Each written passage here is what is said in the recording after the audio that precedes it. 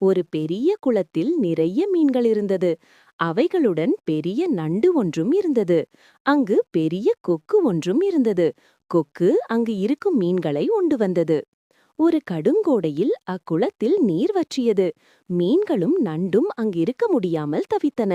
இதை கண்ட கொக்கு எல்லா மீன்களையும் நண்டையும் உண்ண ஒரு யோசனை செய்தது.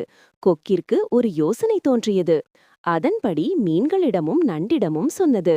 தனது அலகால் ஒவ்வொரு மீனாக கவ்விச் சென்று வேறு நீருள்ள குளத்திற்கு எடுத்து செல்வதாக சொல்லியது. அதற்கு மீன்களும் நண்டும் ஒப்புக்கொண்டன. கொக்கு சொன்னது போல் ஒவ்வொரு மீனாக கவ்விச் சென்று அவைகளை வேறு குளத்திற்கு எடுத்து செல்லாமல் ஒரு பாறையின் மேல் வைத்து கொன்று தின்று வந்தது.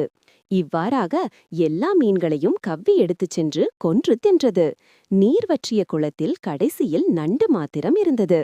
கொக்கிடம் நண்டு தன்னையும் காப்பாற்றுமாறு கூறியது.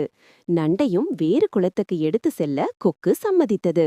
உடனே நண்டு கொக்கின் கழுத்தின் மேல் கவ்வி பிடித்துக் கொண்டது. கொக்கும் பறந்து சென்றது. பாறையின் அருகே வரும்போது நண்டு கீழே பாறையில் மீன்களின் முட்களை கண்டது. அதற்கு கொக்கின் தீய செயல் விளங்கியது. உடனே சிறிதும் தாமதிக்காமல் தனது கால்களால் கொக்கின் கழுத்தை அழுத்தி இறுக்கியது. கொக்கும் மூச்சு திணறி கீழே விழுந்து இறந்தது. நண்டும் தப்பிச் சென்றது.